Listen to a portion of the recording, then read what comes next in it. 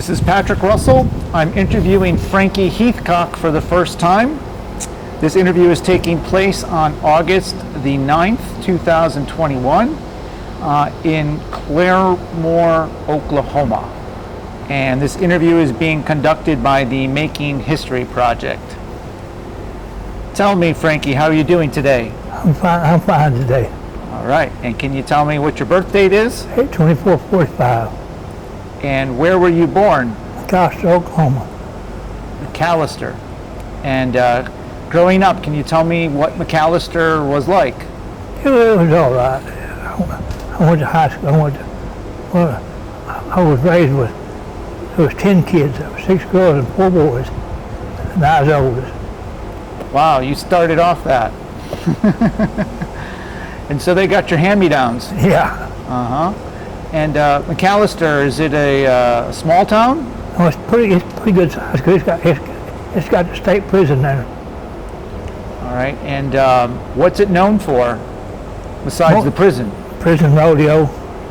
Rodeo. Mm-hmm. Okay. And you had so you had a total of 9 brothers and sisters. Mm-hmm. What did your parents do? My dad was a truck driver. My mother was a stay-at-home mom. Okay, and what did you do as a kid, like for sports or hobbies? What did you do? Baseball mostly. What position did you play? Left, right field. All right. Were you a power hitter? No. No. Okay, and so you went to high school? Well, I went to high school. I dropped out in the 11th grade. All right. And did you play any sports in high school? No. And what did you do when you dropped out of high school? I stayed at home and helped Mom and helped Daddy make a living because Daddy got hurt. Daddy got hurt on his job and stuff. I had to help Daddy make a living. So what did you do for work? I helped on the freight dock. What? I helped on the freight dock. Okay. So you were loading and unloading trucks? Mm-hmm. All right. And how long did you do that for? About 5 years. All right. So now you're about 22 years old? Yeah, something like that. Okay. And what did you do then? Well, I went to driving truck across the country for about 10 years. All right. And then the rest I worked in a nursing home as a custodian. Okay. And at what point did you join the military? I was 20, 21, 22, no, I was 26 when I joined it. All right. So this is at the time you were driving trucks? No, this is after I got out of, this is after I got out of high school. All right. So you went into the military at age 26? No, yeah, about somewhere along there. All right. Do you remember what year that was? No, I really don't. And what made you join the military? Well, I was motivated in the military because the stuff. I tried to get in that all branches of service 3 times. Finally, the Navy got tired of me coming back and forth. They finally accepted me. All right. Did you try to get into other branches first? Yes. Which ones? I tried the Air Force, Army, Marine Corps. I tried them all. And then the Navy said yes. Mm-hmm. Okay. And why did you want to go into the military? Well, I was going to serve my country. I was on. Okay. And was this during the Vietnam War? Yes. And you joined before you got a draft card? Yes, I did. And so you're 26, you joined the Army, or not the Army, the Navy. And they ship you off to go to basic training? Yes. And where did you go? Great Lakes, Great Lakes, Illinois. All right. What time of the year was that? March. All right, so a little slushy out there? And cold. All right, and how was basic training for you? call extension It was all right. 249. Housekeeping, please call It was extension all right. 249. Thank you. All right, did you find it hard or? No, not really. And about how long was basic training? About 6 months. And did you go to any type of advanced training after that? No. All right, and were you then assigned to a ship? No, I was assigned to shore duty the first time. First year I come out, I was assigned to shore duty. Okay, and where did you go? Dahlgren, Virginia. Where? Dahlgren, Virginia. And what did you end up doing there? I was on a PT boat. Okay, so those smaller boats with a gun on it. And what did you do? You were like patrolling the harbors? Yeah, I was patrolling there, and just outside of Washington D.C. We were patrolling the coastline where they was testing ammunition. You were testing them out? All right, and how long did you do that for? 1 year. All right, and then what happened? Then I went aboard the ship. Okay, what ship? USS Rangell, A-12. So the Rangell. All right, and what type of ship is that? That's an ammunition carrier. All right, so you're carrying what? 500-pound bombs, 250-pound bombs, any kind of ammunition. So every imaginable bomb and every kind of shell for a rifle or a machine gun. All right. How big is the USS Rangell? It was pretty good size. I don't remember how big it was. Pretty good size ship, I remember how. And did all that explosives make you nervous? Well, not really, but did some of the guys didn't. Till we had one mishap, it kind of scared me. Now, did the USS Rangell make its way over to Vietnam? No, we just made it to Subic Bay. That's for All right, Subic Bay. And what do you do in the Subic Bay? that was where we were stationed at when we went in R&R. Okay. So you're carrying ammunition. Is the ammunition to be used in Vietnam? Yes, So do you unload it somewhere? we unloaded out of sea to other ships. And where did you do that? Out in the middle of the ocean. Okay. Was it close to Vietnam? No, it's the Pacific Ocean. All right. And what were you doing on the ship? What was your role? I was a signalman, transferring ammo ship to ship. I was what they call a signalman. And what does a signalman do? I make signals, transfer ammo from one ship to the other. All right. So you signal to the other ship, and are you kind of like telling them where to come and when to come alongside? All right. And I guess, are you signaling to your own captain to go left or right or Yeah, fast, slow? You're doing all that stuff. And where are you on the ship when you're doing this? I'm up on it, right towards the front. Do you use flags? No, How do you signal? just Monday we use lines one ship to the other. We take guns and shoot it from one ship to the other. Okay, you shoot lines over. Yes, But when you signal, how do you signal? by hand. Okay. All right, so then are you doing the unloading or somebody else does that? Somebody else is doing that. Okay. And how long are you a signalman on the USS Rangell? I was there 3 years, 9 months, 22 days. Wow, you counted every day. And why was that? I don't know, just one of them things I did. You kept like a calendar? You put little lines on it? Yeah, each day. Okay. And did you enjoy your time on that ship? Yes, I did. What was your most memorable moment on that ship? I guess when when we went to Hawaii, Okay. And where did you go in Hawaii? I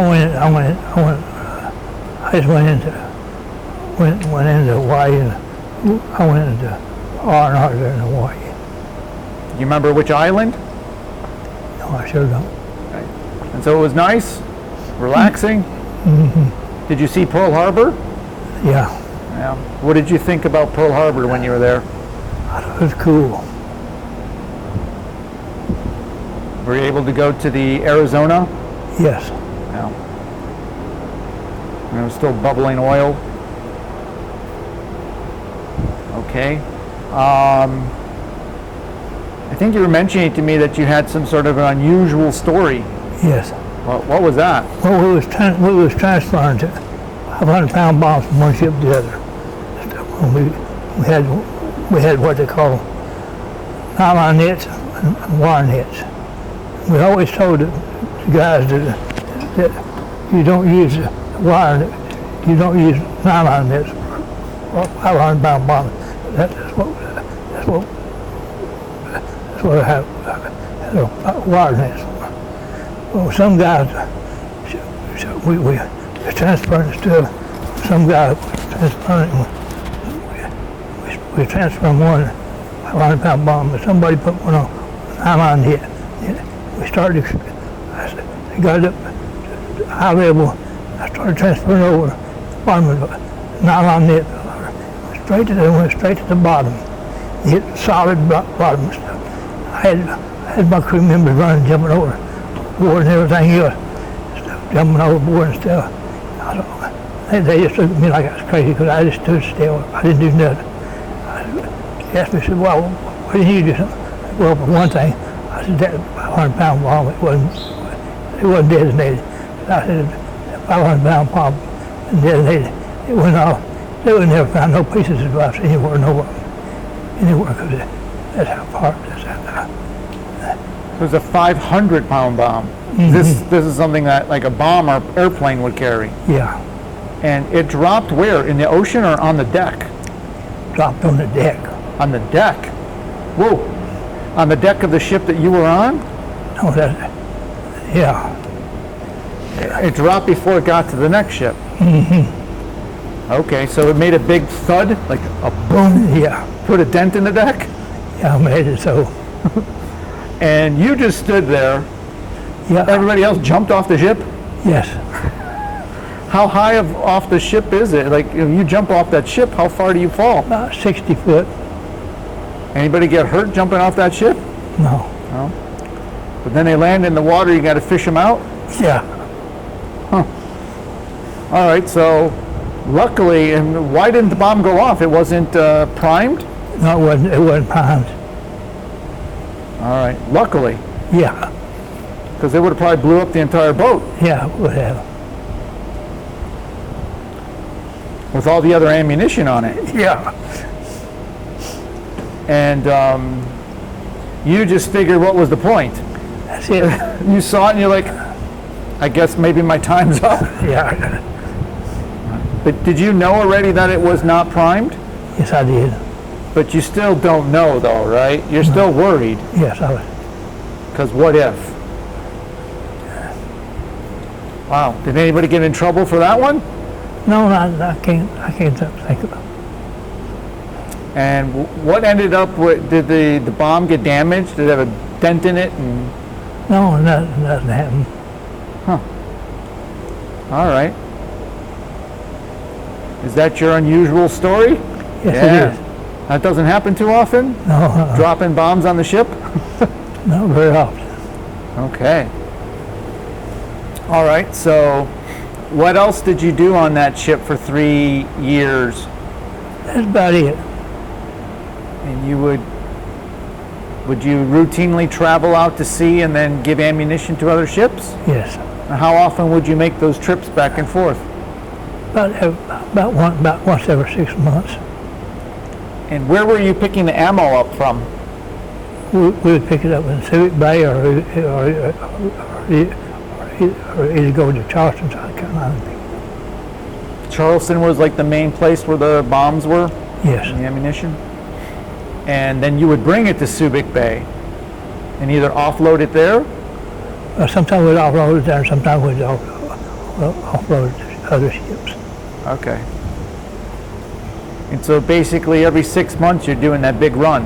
Mm-hmm. And when you offload it, do you offload all of it to one ship or multiple ships come and get it? Multiple ships. Is any of this ammo for ships themselves? Yes. Okay. So some is for ships, some is for ground troops, some is for the Air Force. So you must have a really big like cargo bay. Yeah. It was something like it was about about a four-story hotel. And then how long? It was probably about 60 foot long. And it's all ammunition stocked from the floor to the ceiling? About 4 decks high. And when you're traveling, do you have any type of an escort, somebody to protect your ammo ship? You're by yourself. Does the ammo ship have guns? No, none at all. Really? And no protection? Huh. Okay. So then from the Navy, anything else memorable in those 3 years that you can remember? Nothing I can think of. All right, so you visited Hawaii, you had the bomb drop, you were in the Subic Bay, going back and forth, then your time is up. Mm-hmm. All right, so then you elect to be discharged from the Navy. Yes. You remember the year? December 1970. 1970. So that means if you were in the Navy for 3+ years, you went in like 1967 or 66? 67. 67? March 67, come out December 7. All right, so 67 you go in, March, you get out December of 70. Mm-hmm. All right. And then, so the Vietnam War is still going on, but you're out. And how were you welcomed home after the Vietnam War? Any issues? No, not really. No. Did you wear your uniform at home at all? No. No. Did you not wear your uniform because of protesters, or you just? I just didn't want to. Okay. And then, where did you arrive back home? What port?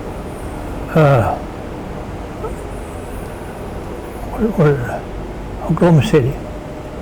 Okay. And then from there, where did you go? I went straight home. All right. And we're talking about McAlester again? Mm-hmm. All right. And what did you do in McAlester in 1971, probably? I got married in 71, and I was married for 10 years. I worked as a driver in a delivery truck, local. Delivery truck? Mm-hmm, local. Local delivery. Okay. For about how long? 10 years. All right. And then what did you do? I went cross country for the next 10 years. Also driving truck? Yes. Is that what your father did? Yes. Okay. So now you're driving from where to where? Cross country. All over. So California to New York. How long are you gone? 3 to 4 months. Really? 3 to 4 months straight out on the road? Oh. And you did that for how long? About 10 years. All right. Then what happens? Well, I went to work in a nursing home. I worked there at a nursing home till I retired. What'd you do in the nursing home? I was a custodian. And what made you want to work there? Well, just something I wanted to do. Okay. And then you retired. Yes. Okay. And then, did you have children? I got one boy. Okay. What does he do? He's right now, he's driving truck cross country. Okay. So he's following in his father's footsteps Yeah. and in his grandfather's footsteps. Yeah. I had two boys, but I lost one at 8 months old. Oh. And are you still married? No, my wife died about a year and a half. I was married 4 times. I lost my last wife about a year and a half ago. And then now you're here in Claremore Veterans Center. Yes. Yeah. And when did you come here? May of 2021. No, May of 2020. Okay, so you came here like during COVID. Yeah. What brought you here? Well, I was in Tallahassee, and I got transferred from Tallahassee over here. And where were you before? Tallahassee. Okay. All right. And you like it here? So far, so good. Okay. You plan on leaving, or is this home now for you? I hope to get out here soon. Are you doing rehab? Yeah. And what are you working on?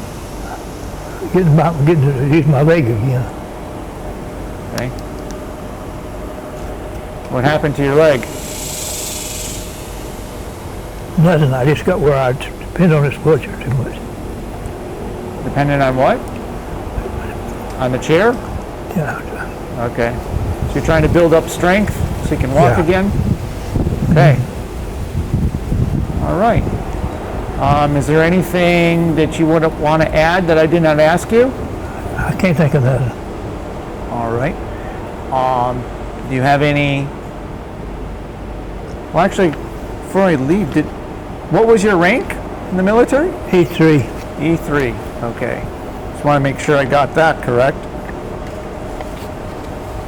And is there anything that you would want to tell future generations? Any words of advice or wisdom? Not that I could think of. No? All right. Well, Frankie, it's been awesome to sit down with you. Yes, you too.